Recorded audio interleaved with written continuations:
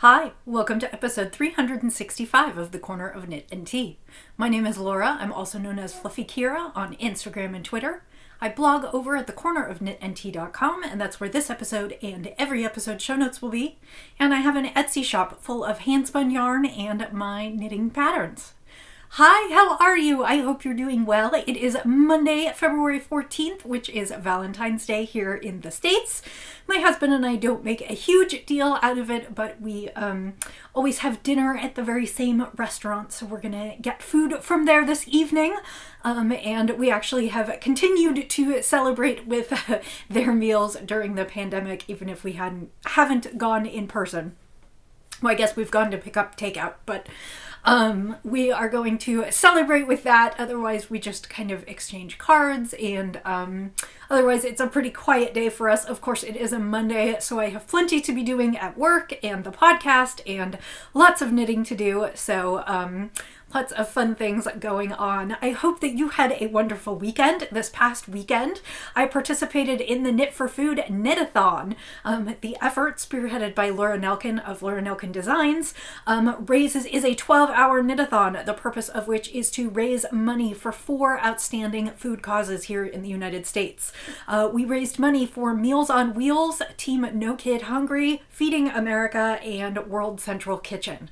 And we got to hear from representatives of all of those organizations about the wonderful work they do. They each focus on slightly different missions and some of them different portions of the population. And all told, we raised about $270,000, and we were told that every dollar that we raise buys approximately 10 meals at most of the organizations. So that is 2.7 million meals we raised in approximately 5 weeks. It is just an amazing event. We topped last year's numbers by just a little bit. And it was just fabulous. The day of, we all knit for 12 hours, and if you fundraise enough, the fundraising goals are not too steep, but if you fundraise enough, the only real treat for the knitters is that we do get to participate in a Zoom call throughout the day. It went about 8 hours out of the 12, and the highlight was the evening game show hosted by Patty Lyons, among a bunch of other knitters. So, and featuring some other knitting designers. So it was a great day. We raised a lot of money for a great cause. The platform that we use charges no extra, it charges credit card fees to the donors, and so it charges no extra fees. So literally $270,000 will be divided exactly 4 ways between those 4 organizations. So it is a wonderful event. And this was my second time participating. Thank you to all of you who donated. I know I do have some viewers who donated, and I appreciate it so much. I love that you are willing to support me in this, but more so willing to help me fundraise for a really great cause. So I will talk a little bit today about what I accomplished during my 12 hours. I always think I'm going to accomplish the entire world, and sometimes that does not happen. So, but I did get quite a bit of knitting done. I did knit for most of the time. I took small meal breaks and a few breaks to just take 5 minutes on my phone. I recorded some short Instagram lives a couple times just to kind of show you what I was working on and the progress that I was making. But in general, I crafted for almost all of those 12 hours, and by Sunday, I was a little bit crafted out. Luckily today, after a full day of work, I will be happy to get back to my needles, but it was a great weekend. It's a great event, and I can't wait for next year. So let's start with the normal part of the podcast. Today I am drinking a Valentine's Day tea. It actually is from a kit from David's Teas that my husband surprised me with a few years ago.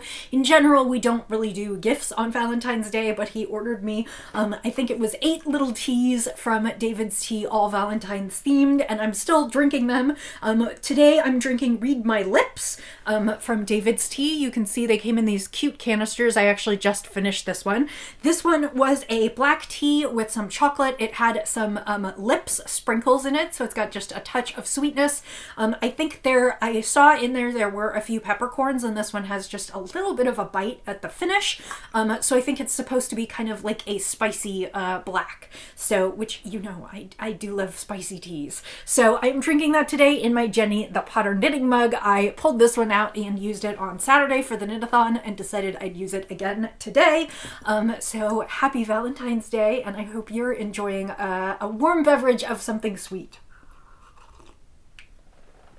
So let's talk about what I have been working on, and specifically what I worked on a lot over the through the Knitathon. So the first thing was that I did work on chicken feathers, and I talked about that. For those of you who have not been here before, I'm a contract chicken feather knitter for an artist studio by the name of the City Girl Farm. They are home of the original chicken footstool. These are art pieces, handcrafted, often hand felted or hand knit, hand spun, using wool. And I have been working with them for a couple years now. And this one is kind of they called it sand and hazelnut, and so I have been knitting some curly chicken feathers, and I have been doing that. I managed to knit 3 on Saturday, which I think was 2 skeins of hand spun yarn. I do not spin this yarn for the most part because I am not great at the bulky thick and thin, which is what makes these so much fun, but I do knit these up. So I knit 3 of these on Saturday. I don't normally bring these in to show you unless they're super fun colors. The last couple that I knit were one was white and one was dark brown, so they weren't very exciting, but this one is kind of fun. And I have a beautiful one coming up next that hopefully I will show you next Monday. It's called Ballerina, and it's got pinks and a little bit of black in it, and it looks gorgeous. So I will bring that to show you next week. So the 2 projects that I'm working on right now are a sample for Zen Yarn Garden. This is the first project. I have shown you this a couple times, and this one I worked on quite a bit during the Knitathon. I actually got through all of the second skein. So I have 2 skeins in here. These are mini skeins. They are 200 yards apiece. So basically I have 400 yards in this one, and I have 1 more mini skein. The mini skeins look like this. They are called the Jump in the Pool dye series from Zen Yarn Garden, and they are yarns that are meant to pool. So part of the skein is dyed, at least in this set, in a semi-solid like the purple, and then the other part of the skein is dyed with something flashy that will make a nice pool and a nice contrast. In this case, it's yellow with a bunch of red and pink in there. So I have been working on this wrap. This wrap is actually already published. I'm just working on creating a sample in Zen Yarn Garden yarns.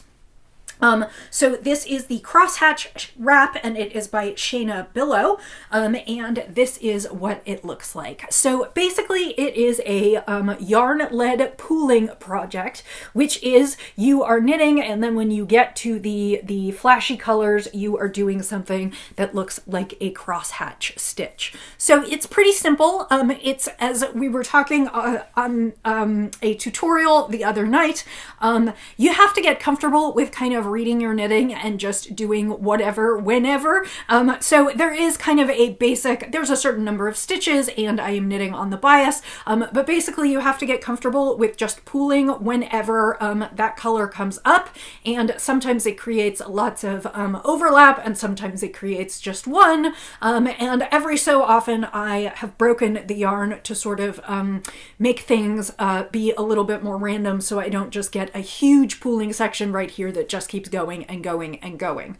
So I have woven in my ends. Often when I'm breaking it, I am just omitting just a little bit of the yarn just to get things to change just a little bit, or I might omit a color repeat entirely if it looks like it's going to stack too much. But otherwise all that yarn is going into this gorgeous scarf. It has a point on one end, and it will have a point on the other end when I get there, which is what I hope to finish this week. So I did put an entire 200 yard skein in there on Saturday, so that was kind of fun, lots of knitting.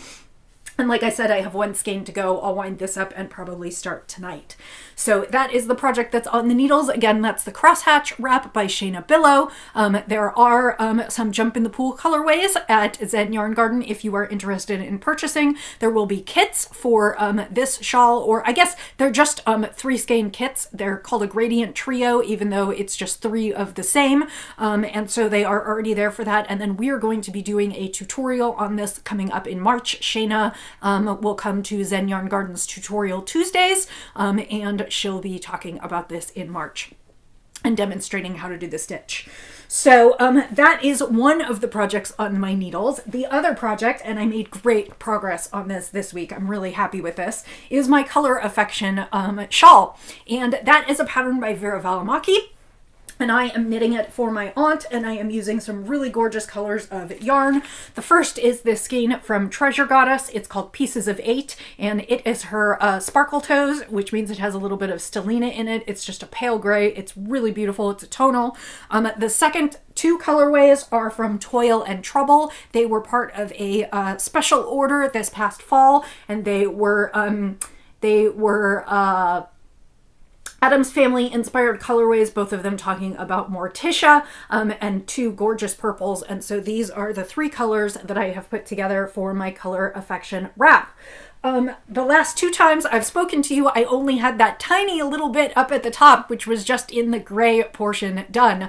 I have done quite a bit this time. And of course, this is all kind of wound up on the needles as shawls are wont to do.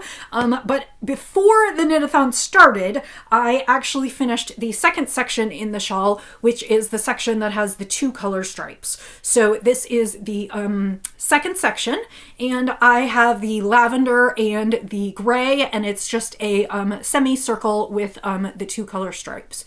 So that section I finished even before I started the knit along, and for the knit along I got to go into the 3 color section. So I didn't get a ton done. I worked on this for just a couple hours, maybe 2 hours of the entire knit-a-thon, and I spent my other time on other projects because they have bigger deadlines. But I did start to get into the 3 color section of the shawl, and I love those colors together. I am just loving how this is coming out. It is a little bit more subtle, you know, than some of the color combinations I have seen, but it just is looking absolutely gorgeous. So the third section is done in short row segments, which is why this is kind of all crumpled up on my needle. It's very hard to see, but I am working in those short row segments. And of course, the first ones go really fast because they're really short, and the other ones will go much longer. And then finally, the 4th section will be just a section of the dark purple by itself. So I don't anticipate on having this one completed anytime super soon. Maybe by the end of the month, if I can do it. I would love to, but my guess is that this will not be the focus project for this week. I will be working on chicken feathers, and I will be working on getting that other wrap done and out the door. And then I actually have another sample to knit for Zen Yarn Garden, a hat and colorwork cowl that I hope to get started on later this week. So that is my Color Affection in my 3 colors, and I love this knit. It is garter stitch. It's just really soothing. Once I know what the pattern is, it really takes almost no thought whatsoever, which was perfect for a time when I wanted to be engaged like I was on the Knitathon. And this is kind of my carrot project because everything else has a deadline because it's samples and things. And I would like to get this one done as quickly as possible so I can get it out to her. However, this is I did everything I was supposed to tonight. Now I can knit a few rows on my fun project. So that is that one. The only other thing is that I pulled out a few more skeins of handspun so that I could maybe knit some charity hats this month. My hope is that I'll get at least 1 or 2 hats done this month for charity. I went ahead and pulled out some of my old handspun, which I hadn't looked at in a while, and wow, have I improved, I will say. I can't believe some of these skeins I tried to sell, but I do have a few skeins this week. This first skein is a Cheviot skein of all different blues, and I don't know if the monitor will pick them up. It was spun, it's a super bulky weight. I spun it very early on in my spinning career, but it has everything from midnight blue and navy to kind of a pale sky blue. And I do actually think this will be fun. It's not super rough. I mean, it's not super soft. It's not merino, but it's not super rough. And I do think it will make a great pair of, well, maybe I'll turn it into mittens. Either mittens or a hat for a kid. Total, it was 113 yards of bulky weight. So it will be kind of a quick, small project, but it is kind of fun, and I thought I would knit that up this week. The other skein that I found looks very similar, and I'm pretty sure this was some Ashford roving. This is a 80-20 merino Tessa silk, and this is about 200 yards of a bulky weight. And this is, of course, much softer because it's a merino and a Tessa. But you can see my spinning is still fairly uneven. And like I said, these are really old skeins. They have my old label when I was the stash buckler as opposed to the corner of Knit and Tea. So I have plenty of fodder for knitting up some stuff, but this will actually make a really cozy, squishy hat, and I expect that these will knit up really fast because both of these are bulky, and actually they look nice together, so I could potentially work them together and make a set. I think this one is a gray, although it looks kind of a slate blue up against the blues, so I don't know. But I pulled these two out and thought these would make great hats, and so my goal is to maybe get through these this month and have some more hats for the box of wool that I want to send. So that is kind of the knitting. I'm not entirely done showing you what I did during the Knitathon, because I did take a quick break during the Knitathon and ply up a skein of yarn that I had been spinning. This is Hello Yarn. It is a South American wool, and it was an American wool blend. So it's not the softest in the bunch. It's not terribly rough, but it definitely is from a variety of sheep, probably just from the common wool market. And it was called Just a Glimpse, and it had some really dark kind of burgundies and oranges and reds. And then it also had some sections of kind of green and lavender. And so that is how this one spun up. I would have said that this is a great sock yarn, and I still might. I'll be honest, I overplied the snot out of this one. So I don't know that I'm going to put this one up in my shop. You can tell when I overply because you can see that there are all kinds of curlicues in there. You can see those. Like, it doesn't really want to lie flat. It wants to twist. I've got lots of sections that are just really, really overspun. Now, I am curious because when I did take a class about how to spin different kinds of sock yarn, one of the suggestions for plying, one of the suggestions for sock yarns was called Light and Tight. And that was a class that I took with Amy King, who is Spunky Eclectic Fibers, and she's Amy Boogie on a lot of social media. Anyway, this method of creating sock yarn, she taught us a bunch of ways, and I think one of her favorites she calls Light and Tight. And that is, and I did not follow this in the singles, but I clearly followed it in the plying, is in her singles, she actually only spins them very, very lightly. So she spins them at maybe half of what she would normally spin at singles, particularly those that are going to ply. So basically just enough twist to kind of hold it together, but you don't want it to be like super firm. And then what she does is when she goes back and plies, she plies it really tightly. And the combination of the lightly spun and tightly plied sock yarn she feels wears the best. So I am sort of curious. You can see right here, this is a great section where you can see that it's totally overspun because I have all those little blips in there that refuse to lie flat. I can pull them flat, but basically they're just overspun, which is what makes them, there's just too much tension in there.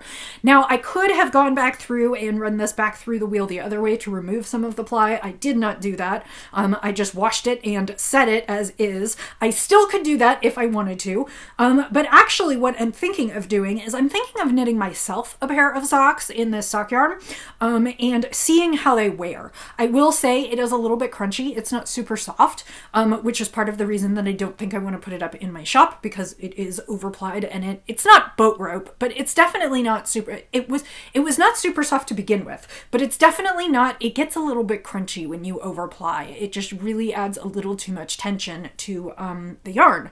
So my thought is maybe I'm going to try and knit these into socks for myself, and if they end up not feeling good, then I won't keep them. But if they end up wearing really well, then maybe I will balance it a little bit, pull back just a smidge, but I might use some more tightly plied yarn for socks. So that is that skein. Like I said, I don't think that's going to go up in the shop because I don't like putting things out there that I don't think are great yarn, and I'm a little afraid that this yarn will be super uncomfortable to wear just because it's really kind of crispy. So crunchy, crispy, you know. So that is what I spun this past week, and I did finish it. Like I said, I did apply it during the Knit for Food Knit-a-thon, but I am not 100% happy with it, so I don't think that's going to go out there. What I am absolutely smitten with, although this will be in the shop this week, is I decided to spin a braid that I had long been hoarding from Julie Spins. And Julie Spins prepares gorgeous, gorgeous fibers. Her colorway, she dyes in a lot of jewel tones, which is very much my color palette. Her fiber is beautifully prepped and beautifully prepared. I guess prepped and prepared are the same thing. Her fiber is beautifully prepped. There are never neps. It's a breeze to draft. It's gorgeous. And I am spinning, I'm pretty sure this is Falkland, and this is in the colorway Blurple, and it is just blue and purple, and or I guess it's blue and red, and then the areas where they overlap to make purple. So you've got lots of little pops of pink and magenta, and lots of pops of purple, and then some bright blue in here, and there's also some teal in the towards the center. I wound this up, but as you get closer to the center, or at the beginning of the braid, there are some teal pops as well. So this is kind of the colorway. Looks a little bit like galaxies, or I don't know. It's absolutely gorgeous fiber. This is the second half. The first half is on the wheel, although I am not done with it yet.